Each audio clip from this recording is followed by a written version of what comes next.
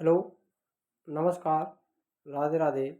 जय श्री कृष्ण मेरे प्यारे साथियों। आप सभी का आपके अपने यूट्यूब चैनल BS46 में मैं विजेंद्र पोद्दार एक बार फिर से हार्दिक स्वागत करता हूँ। मेरे प्यारे साथियों, pre test series Rajasthan GK के अंतर्गत हमारी जो चल रही हैं उसके लिए आपके लिए RBSC टॉप 30 MCQ हम यहाँ पर लेकर के आए हैं, जो आपके लिए ऑल RPSC एग्जाम के लिए इम्पोर्टेंट होने वाले हैं। तो देखिए मेरे प्यारे साथियों, पहला क्वेश्चन आता है आपका यहाँ पर राजस्थान के नामकरण के संबंध में निम्नलिखित कथनों पर विचार करना है आपको। जॉर्ज थॉमस ने सर्वप्रथम 1800 ईस्वी में इस भूभाग के लिए राजपूताना शब्द का प्रयोग किया था। कर्नल जेम्स टोड ने अपनी पुस्तक में इस प्रदेश का नाम राजस्थान रखा। 26 जनवरी 1950 को सर्वसम्मति से प्रदेश का नाम राजस्थान स्वीकार किया गया। तो इनमें से उपरोक्त में से कौन सा कथन सत्य है, ये आपको यहाँ पर बताना है। Option A, option B, option C, option D. जल्दी से कमेंट में आंसर दीजिए, करेक्ट आंसर कौन सा हो जाएगा मेरे प्यारे साथियों। 1, 2, 2, 3, केवल 1 और 3, डी 1, 2, 3। तो यहाँ पर आपका राइट आंसर कौन सा रहेगा मेरे प्यारे साथियों, तो वो हो जाएगा ऑप्शन ए, यहाँ पर आपका करेक्ट आंसर रहेगा। पहला और सेकंड दोनों कथन सत्य हैं, लेकिन थर्ड वाला यहाँ पर गलत है। राजस्थान शब्द जो स्वीकार किया था वो इस प्रदेश का नाम राजस्थान स्वीकार किया गया था सर्वसम्मति से 26 जनवरी 1950, ये गलत हो जाएगा। तो 1800 ईस्वी में इस प्रदेश के लिए राजपूताना शब्द का प्रयोग किया था, ये सही है। जॉर्ज थॉमस ने टोड ने अपनी पुस्तक में इस प्रदेश का नाम राजस्थान दिया था, एनास एंड एंटीक्विटीज ऑफ राजस्थान में। अगला क्वेश्चन है, राजस्थान के प्राचीन क्षेत्रों के नामों के संदर्भ में निम्नलिखित कथनों पर विचार करना है। ऋग्वेद में राजस्थान के मरु, धनव, जांगल, मत्स्य क्षेत्रों का उल्लेख मिलता है। मरु और धनव्य शब्दों का प्रयोग प्राचीन काल में जयपुर संभाग के लिए किया जाता था। जोधपुर क्षेत्र को प्राचीन काल में मरुवाड़, कालांतर में मारवाड़ कहा जाने लगा। तो यहाँ पर आपका उपरोक्त में से कौन सा कथन सत्य है, ये आपको बताना है। ऑप्शन ए 1 और 2, ऑप्शन बी 2, 3, सी केवल 1 और 3, डी 1, 2, 3। तो यहाँ पर राइट आंसर कौन सा रहेगा मेरे प्यारे साथियों, जल्दी से कमेंट कीजिए यहाँ पर कौन सा कथन सत्य है।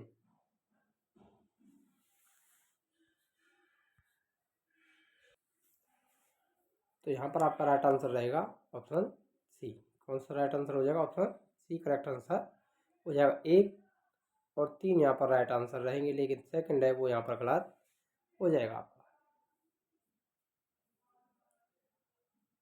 ऋग्वेद में मरु और धनु जांगल मत्स्य क्षेत्रों का उल्लेख है। जोधपुर क्षेत्र को प्राचीन काल में मरुवाड़ और कालांतर में मारवाड़ कहा जाने लगा। तो ऑप्शन सी आपका राइट आंसर रहेगा। अगला क्वेश्चन है, प्राचीन जांगल देश और मत्स्य जनपद के संबंध में निम्नलिखित कथनों पर विचार करना है। बीकानेर नागौर के आसपास का क्षेत्र जांगल देश कहलाता था। शमी और कैर वृक्ष अधिक होते हैं यहाँ पर। मत्स्य जनपद का विस्तार आधुनिक जयपुर, अलवर, भरतपुर के क्षेत्रों तक था। मत्स्य जनपद की राजधानी मथुरा थी, जिसका उल्लेख महाभारत में भी मिलता है।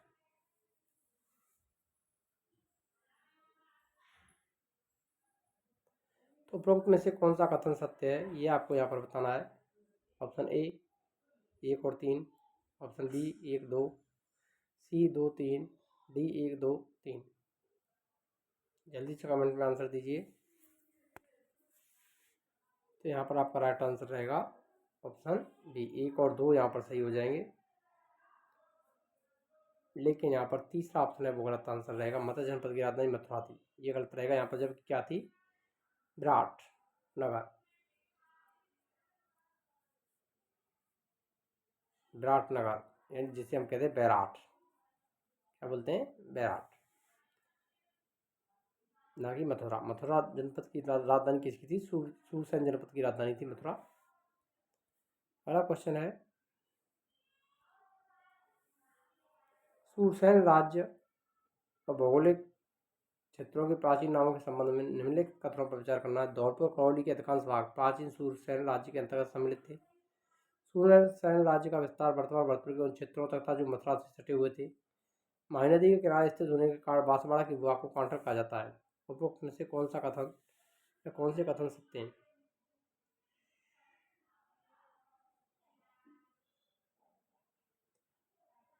ऑप्शन ए 1 2, बी 2 और 3, सी 1 3, डी 1 2 3।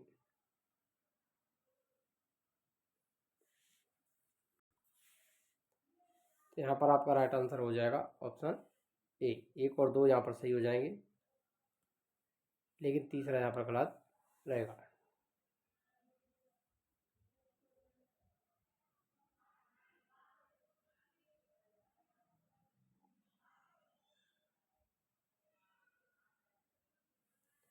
धौलपुर कौड़ी के अधिकांश भाग प्राचीन सूरसेन राज्य के अंतर्गत थे, ये सम्मिलित सही है। यहाँ पर सूरसेन का विस्तार भरतपुर के उन क्षेत्रों में था जो मथुरा से सटे हुए थे, लेकिन तीसरा यहाँ पर गलत हो जाएगा। यहाँ पर माई नदी का चित्र दे दिया है, जबकि उसने पूछा सूरसेन राज्य और उसके भौगोलिक क्षेत्रों के बारे में। अगला क्वेश्चन है,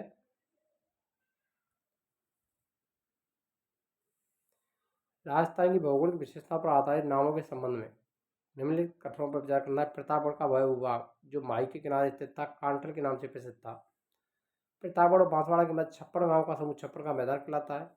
छप्पर का मैदान क्षेत्र मुख्य रूप से चंबल नदी के तटीय प्रवाह क्षेत्र में स्थित है। तो यहाँ पर सही कथन की पहचान करनी है। ऑप्शन ए 1 और 3 सही है, बी 2 और 3 सही है, सी 1 और 2 सही है, डी 1 2 3 सही है। जल्दी से कमेंट में आंसर दीजिए, करेक्ट आंसर यहाँ पर क्या रहेगा।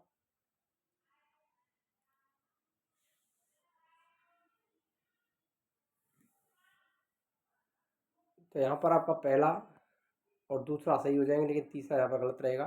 तो ऑप्शन सी यहाँ पर आपका राइट आंसर हो जाएगा। छप्पर का मैदान मुख्य रूप से चंबल नदी के किनारे तटीय प्रवाह क्षेत्र में स्थित है, ये गलत है। जबकि कहाँ पर है, माही नदी के किनारे है, यहाँ पर चंबल दे रखा है, ये गलत हो जाएगा। अगला क्वेश्चन है, राजस्थान के नामकरण के संबंध में निम्नलिखित कथनों पर विचार करना है। जॉर्ज थॉमस ने सर्वप्रथम 1800 में इस भूभाग के लिए राजपुतना का शब्द का प्रयोग किया। कर्नल टॉड ने अपनी पुस्तक में इस प्रदेश का नाम राजस्थान और राजस्थान रखा। 26 जनवरी 1950 को सर्वसम्मति से इस प्रदेश का नाम राजस्थान स्वीकार किया गया। ये क्वेश्चन रिपीट हुआ दोबारा से, लेकिन आपको आंसर इसका पता ही होगा। तो 1 और 2 सही रहेंगे, तीसरा वाला यहाँ पर गलत रहेगा, रिपीट हो गया है ये क्वेश्चन। अगला क्वेश्चन है, राजस्थान के प्राचीन क्षेत्रों के नामों के संदर्भ में निम्नलिखित कथनों पर विचार कीजिए। ऋग्वेद में राजस्थान को मरु, धनवे, जंगल, मत्स्य क्षेत्रों का उल्लेख मिलता है। मरु धर्म शब्दों का प्रयोग प्राचीन काल में जयपुर संभाग के लिए किया जाता था। जोधपुर को प्राचीन काल में मरुबार और कालांतर मारवाड़ कहा जाता था। तो यहाँ पर करेक्ट आंसर कौन सा रहेगा, ऑप्शन ए, बी, सी या डी।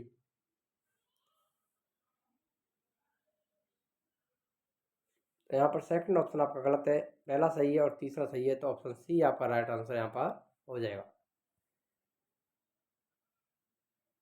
अगला क्वेश्चन है, प्राचीन जांगल देश मत्स्य जनपद के संबंध में निम्नलिखित कथनों पर विचार करना है। बीकानेर नागौर के आसपास का क्षेत्र जांगल कहलाता था, जहाँ समी और कई के वृक्ष अधिक होते थे। मत्स्य जनपद का विस्तार आधुनिक जयपुर, अलवर, भरतपुर के क्षेत्रों तक था। मत्स्य जनपद की राजधानी मथुरा थी, जिसका उल्लेख महाभारत में मिलता है। यहाँ पर ये कथन गलत रहेगा, ऑप्शन बी आपका सही हो जाएगा। 1 और 2 राइट आंसर रहेगा।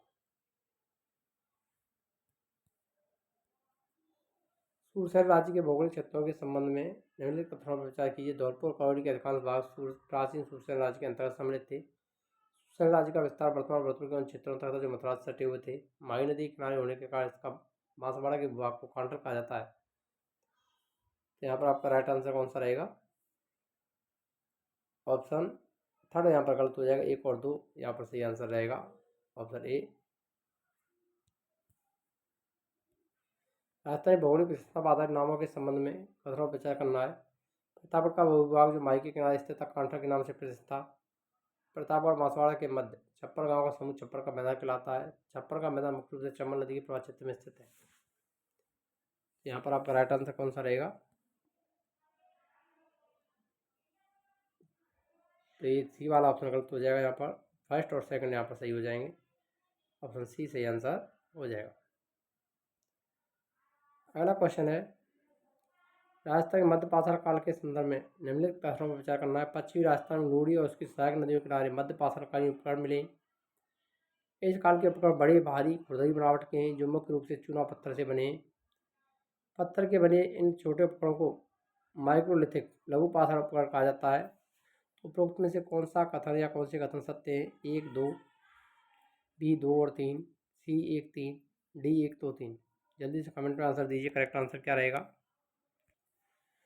तो यहाँ पर आपका राइट आंसर हो जाएगा मेरे प्यारे साथियों ऑप्शन सी करेक्ट आंसर रहेगा। 1 और 3 सही है, लेकिन सेकंड वाला ऑप्शन है वो यहाँ पर गलत हो जाएगा। फर्स्ट और सेकंड, थर्ड सही है यहाँ पर। लूणी और सागर नदी के किनारे मध्य पाथरकारी उपकरण मिले, ये भी सही है। पत्थर के बने इन छोटे उपकरणों को माइक्रोलिथिक लघु पाथर उपकरण कहा गया है। पहला क्वेश्चन है, राजस्थान में ताम्रकालीन संस्कृति के स्थलों के संबंध में निम्नलिखित कथनों पर विचार कीजिए। गणेश्वर सीकर में, कालीबंगा हनुमानगढ़ में, गिलुंड राजसमंद। राजस्थान के प्रमुख ताम्रकालीन स्थल हैं जालौर के एलाना और बीकानेर के सावड़िया पूगल से भी ताम्रकाल के अवशेष प्राप्त हुए हैं। जाडौल उदयपुर पुराना नागौर का संबंध राजस्थान की लोककालीन संस्कृति से रहा है। उपरोक्त में से कौन सा कथन सत्य है? 1 2 2 3 1 3 1 2 3 4। जल्दी से कमेंट में आंसर दीजिए, करेक्ट आंसर कौन सा रहेगा। तो यहाँ पर आपका राइट आंसर हो जाएगा मेरे प्यारे साथियों ऑप्शन ए 1 और 2 करेक्ट आंसर रहेगा। यहाँ पर थर्ड वाला है वो गलत रहेगा। जाड़ौर और पुराण लोककालीन संस्कृति से संबंध रहा है, ये गलत रहेंगे। यहाँ पर लोककालीन संस्कृति की बात करें तो खेतरी सिगाना झुंझुनू में सुनारी सभ्यता स्थल और भरतपुर में नोह सभ्यता स्थल का संबंध लोककालीन संस्कृति से रहा है।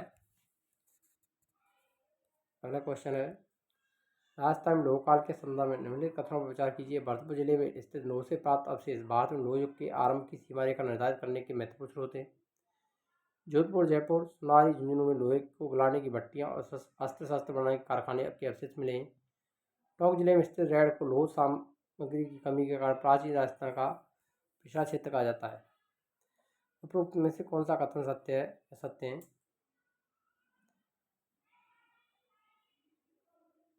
1 2 1 2 2 3 1 3 1 2 3। यहाँ पर आपका राइट आंसर कौन सा रहेगा? ऑप्शन बी करेक्ट आंसर हो जाएगा। 1 और 2 सही है, लेकिन तीसरा ये गलत रहेगा। प्राचीन राजस्थान का पिछड़ा क्षेत्र नहीं कहा जाता, जबकि यहाँ से भी रेड से भी लोह सामग्री की कमी के कारण प्राचीन राजस्थान का पिछड़ा क्षेत्र इसको कहते हैं, ये गलत रहेगा।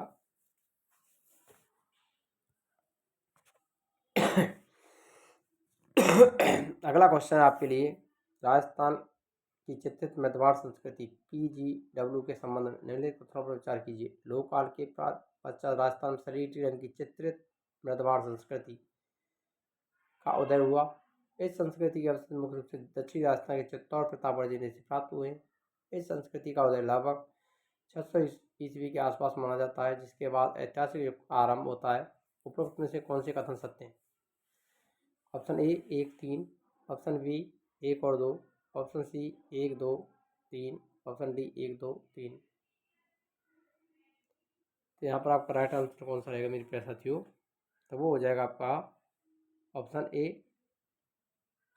1 और 3 यहाँ पर सही है, लेकिन दूसरा है वो यहाँ पर गलत हो जाएगा। अगला क्वेश्चन आता है आपका, कालीबंगा सभ्यता के संदर्भ में निम्नलिखित कथनों पर विचार कीजिए। यह सभ्यता प्राचीन दशरथी सरस्वती नदी घाटी क्षेत्र में विकसित हुई, जो वर्तमान घग्गर नदी का क्षेत्र है। सर्वप्रथम 1952 में बीबी लाल और बी के थापर ने इस स्थल की खोज की थी। कालीबंगा शब्द का अर्थ पंजाबी भाषा के अनुसार काली चूड़ी से होता है। उपरोक्त में से कौन से कथन सत्य हैं, ये आपको बताना है। 1 2 2 3 1 3 1 2 3। तो यहाँ पर देखिए मेरे प्यारे साथियों, आपका राइट आंसर जो रहेगा वो कौन सा रहेगा?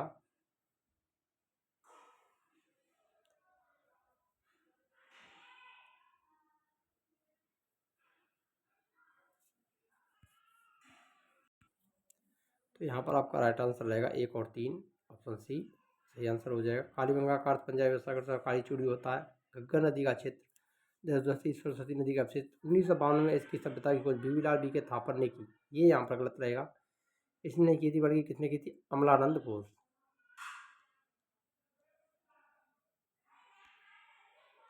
अमलानंद घोष ने की थी, ये आपको ध्यान रखना है।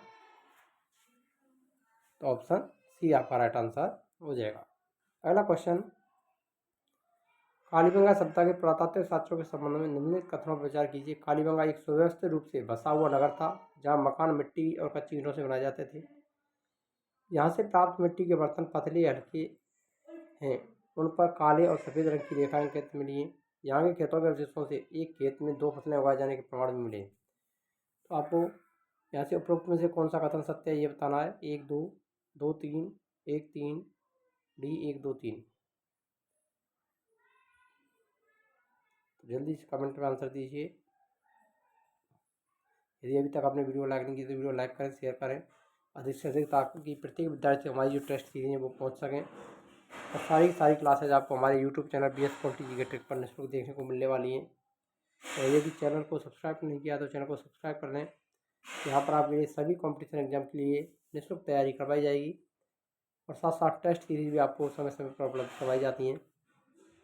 तो यहाँ पर आपका राइट आंसर रहेगा ऑप्शन डी 1 2 3। ये तीनों ही कथन यहाँ पर सही आंसर हो जाएंगे। 2 फसलें भी उगाने के साक्ष्य मिलते हैं यहाँ से खेतों से, रेखा के प्रमाण भी मिले हैं। मिट्टी के पतले बर्तन हल्के और काले सफ़ेद रंग की रेखाएं अंकित मिली हैं।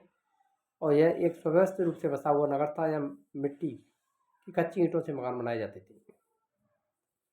अगला है आहड़ सभ्यता के संबंध में निम्नलिखित कथनों पर विचार कीजिए। आहड़ नदी के तट पर बसे इस स्थल से लगभग 4000 वर्ष पुरानी ताम्रलिप्ति संस्कृति अवशेष मिले। 1953 में अक्षयकीर्ति व्यास ने यहाँ पर उत्खनन कार्य आरंभ करवाया था। आहड़ के लोग अपने मृतकों को गहनों और आभूषणों के साथ दफनाते हैं। उपरोक्त में से कौन सा या कौन से कथन सत्य हैं। 1 2 बी 2 और 3 सी 1 3 डी 1 2 3। तो यहाँ पर भी आपका राइट आंसर कौन सा होने वाला है, तो ऑप्शन डी आंसर रहेगा। यहाँ पर ये सभी कथन हमें सत्य लग रहे हैं, तो सभी के सभी यहाँ पर आपको सही हो जाएंगे। आपके लिए मृतकों को गहनों और आभूषणों के साथ दफनाया जाता है, ये भी सच है। इसकी खोज 1953 में अक्षयकीर्ति व्यास ने की थी और 4000 वर्ष पुरानी ताम्रलिप्ति संस्कृति अवशेष भी प्राप्त हुए हैं। अगला क्वेश्चन है गलुन सभ्यता के संबंध में निम्नलिखित कथनों पर विचार कीजिए। यह राजसमंद जिले में बनास नदी के तट पर स्थित है। इसे बनास संस्कृति भी कहा जाता है। यहाँ से ताम्रलिप्ति सभ्यता के अवशेष प्राप्त हुए जिनका काल लगभग 1900 ईसा पूर्व माना जाता है। गलुन में पक्की ईंटों का उपयोग नहीं हुआ, जबकि आहड़ में इसका व्यापक उपयोग हुआ है। उपरोक्त में से कौन सा या कौन से कथन सत्य हैं। 1 2 2 3 1 3 1 2 3।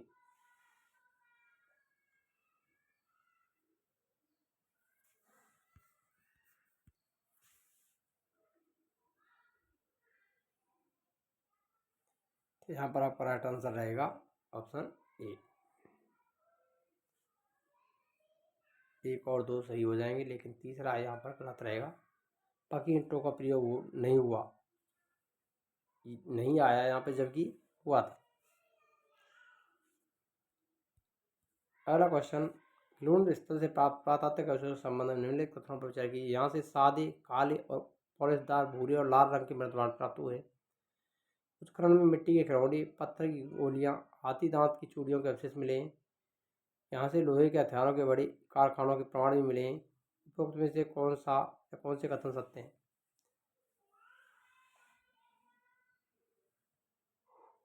ऑप्शन ए 1 2 बी 2 और 3 सी 1 3 डी 1 2 3। यहाँ पर आपका राइट आंसर कौन सा रहेगा। ऑप्शन ए 1 और 2 यहाँ पर सही है, लेकिन तीसरा यहाँ पर भी गलत रहेगा। सादे काले पौधेदार भूले और लाल रंग के मृतपाट प्राप्त हुए। मिट्टी के खिलौने, पत्थर की गोली, हाथी दांत की चूड़ियों के अवशेष भी यहाँ से मिले, लेकिन यहाँ से लोहे के हथियारों के बड़े कारखानों के प्रमाण नहीं मिले।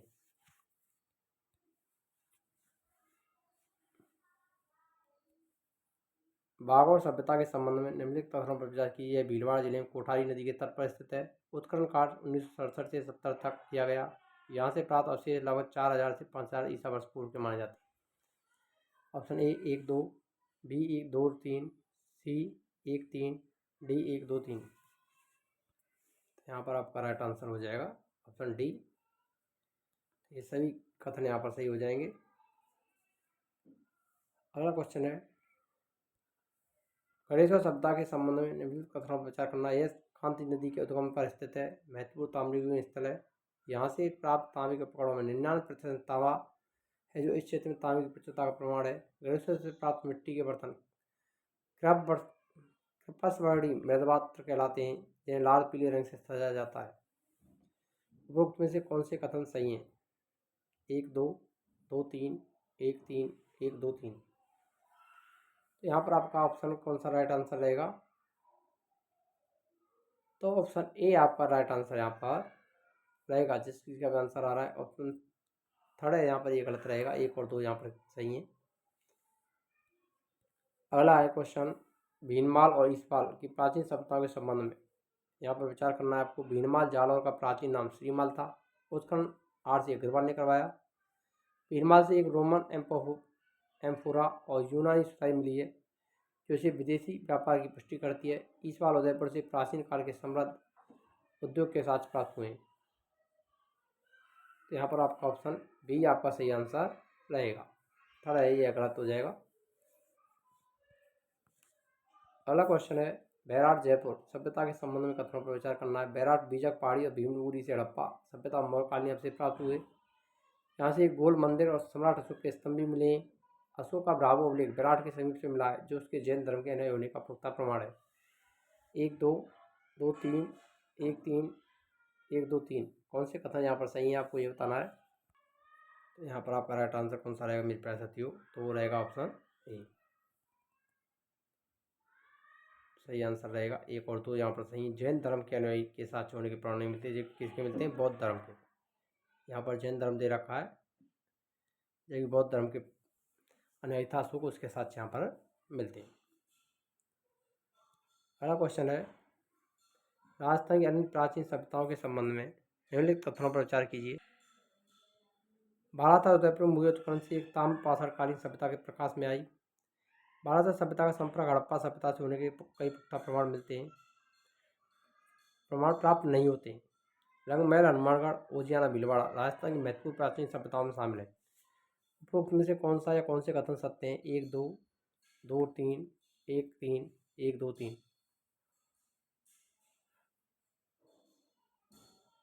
तो जल्दी से कमेंट कीजिए करेक्ट आंसर क्या रहेगा यहाँ पर। तो यहाँ पर आपका राइट आंसर रहेगा मेरे प्यारे साथियों 1 और 3, ऑप्शन सी सही आंसर रहेगा। लेकिन दूसरा यहाँ पर गलत रहेगा। हड़प्पा सभ्यता से होने के कोई पुख्ता प्रमाण नहीं मिलते हैं, जबकि मिलते हैं। सी ऑप्शन आपका राइट आंसर रहेगा। अगला कथन, राजस्थान में वैदिक सभ्यता के प्रसार के संबंध में निम्नलिखित कथनों पर विचार कीजिए। राजस्थान वैदिक सभ्यता के अवशेष अनूपगढ़, तरखानवाला डेरा, बच्चक 64 से प्राप्त हुए। रामायण के अनुसार भगवान राम के अमोघ वज्र अस्त्र के कारण राजस्थान के शब्द विभाग की स्थापना मरुस्थल में गया था। ऐतिहासिक साक्ष्यों के अनुसार वैदिक सभ्यता हड़प्पा सभ्यता के पतन से पूर्व का माना जाता है। यहाँ पर सही कथन बताना है आपको। फर्स्ट और सेकंड सही रहेंगे। सी ऑप्शन आपका राइट आंसर रहेगा। यहाँ पर 1 और 2 सही है, लेकिन तीसरा यहाँ पर गलत रहेगा। अगला है, महाभारत कालीन राजस्थान के संबंध में निम्नलिखित कथनों पर विचार कीजिए। महाभारत के अनुसार राजस्थान का जंगल देश बीकानेर और पांडव राज्य का अधीन था। मगध राज्य के शासक विराट से पांडवों को उनके अज्ञातवास के दौरान शरण दी। महाभारत के पिछले युद्ध में राजा विराट अपनी सेना सहित कौरवों की ओर से लड़ते हुए वीर कृत्य प्राप्त हुए थे। तो यहाँ पर आपको सही कथनों की पहचान करनी है, कौन सा कथन सही है। तो अब होता है पहला भी यहाँ पर सही रहेगा। जंगल देश कौरव पांडव राज्य के अधीन थे। विराट नगर पांडवों के अज्ञातवास के दौरान शरण दी, लेकिन वो कौरवों की ओर से लड़ते हुए वीर गति प्राप्त हुई, ये गलत रहेगा। विराट किसकी ओर से लड़े थे? पांडवों की ओर से। तो थर्ड ऑप्शन गलत है। तो 1 और 2 यहाँ पर सही हो जाएंगे। ऑप्शन ए आपका सही करेक्ट आंसर रहेगा। अगला क्वेश्चन है, राजस्थान के प्राचीन जनपदों के उदय के संबंध में निम्नलिखित कथनों पर विचार कीजिए। बौद्ध ग्रंथ अंगुत्तर निकाय में 16 महान जनपदों की सूची में मत्स्य जनपद राजस्थान में स्थित था। राजस्थान के कई भाग प्राचीन काल में कुरु, सूरसेन, अवंती, माल जनपदों के अंतर्गत आते थे। सिकंदर के आक्रमण के कारण मालव, बौद्ध, अर्जुनान जैसी जातियां अपनी रक्षा के लिए राजस्थान में आकर बसी। उपरोक्त में से कौन सा या कौन से कथन सत्य हैं? 1 2 2 3 केवल 1 3 और डी 1 2 3। जल्दी से कमेंट में आंसर दीजिए करेक्ट आंसर कौन सा रहेगा यहाँ पर। तो यहाँ पर आपका राइट आंसर रहेगा ऑप्शन डी। तो ये सभी यहाँ पर सही आंसर रहेंगे, तीनों ही कथन यहाँ पर सत्य हैं। अगला क्वेश्चन है, मत्स्य जनपद के विस्तार और ऐतिहासिक साक्ष्यों के संबंध में निम्नलिखित कथनों पर विचार कीजिए। मत्स्य जाति का सर्वोत्तम उल्लेख ऋग्वेद में मिलता है, जो इसे प्राचीनता से सिद्ध करता है। शतपथ ब्राह्मण और कौशिकी उपनिषद में जैसे प्राचीन ग्रंथों में मत्स्य जन का कोई उल्लेख नहीं मिलता। मत्स्य जनपद का विस्तार दक्षिण में चंबल नदी की पहाड़ियों से लेकर पश्चिम में सरस्वती नदी के जंगलों तक माना जाता है। तो उपरोक्त में से कौन से कथन सत्य हैं? 2 3 केवल 1 और 2 1 और 3 1 और 3 1 2 3। तो यहाँ पर आपका राइट आंसर कौन सा रहेगा? ऑप्शन सी करेक्ट आंसर हो जाएगा। सेकंड यहाँ पर गलत है, नहीं मिलता, नहीं आ गया जबकि मिलता है। अगला क्वेश्चन, मत्स्य जनपद की राजधानी और संबंध में निम्नलिखित कथनों पर विचार करना है। विराटनगर ने विराटनगर विराट मत्स्य जनपद की राजधानी मिला है। वर्तमान जयपुर से लगभग 50 किलोमीटर दूर है। राजा विराट की पुत्री उत्तरा का विवाह अर्जुन के पुत्र अभिमन्यु से हुआ, जिनका पुत्र परीक्षित बाद में पांडव राज्य का उत्तराधिकारी बना। महाकाल के तुरंत बाद के समय के लिए राजस्थान के इतिहास में पुरातात्विक और लिखित साक्ष्य उपलब्ध हैं। उपरोक्त में से कौन सा या कौन से कथन सत्य हैं? तो यहाँ पर आपका राइट आंसर कौन सा रहेगा? ऑप्शन ए सही हो जाएगा। 1 और 2 सही हैं, लेकिन तीसरा यहाँ पर गलत रहेगा।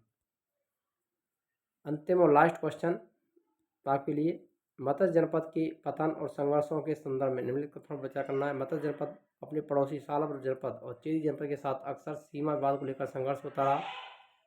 एक समय चेदी राज्य ने मत्स्य जनपद पर आक्रमण कर उसे अपने साम्राज्य में मिला लिया था। मौर्यों के शासनकाल तक मत्स्य जनपद एक स्वतंत्र इकाई बना रहा, कभी भी मगध साम्राज्य का हिस्सा नहीं बना। पूर्व में से कौन सा या कौन से कथन सत्य हैं? 1 3, 1 2, 2 3, 1 और 2 3। तो यहाँ पर ऑप्शन बी आपका राइट आंसर रहेगा। 1 और 2 सही हैं, लेकिन तीसरा गलत है। अगर आपको वीडियो अच्छी लगी तो वीडियो लाइक करें, शेयर करें। चैनल पर नए हो तो चैनल को सब्सक्राइब करना ना भूलें। मिलते हैं नेक्स्ट वीडियो में नए टॉपिक के साथ। तब तक के लिए जय हिंद, राधे राधे, जय श्री कृष्ण।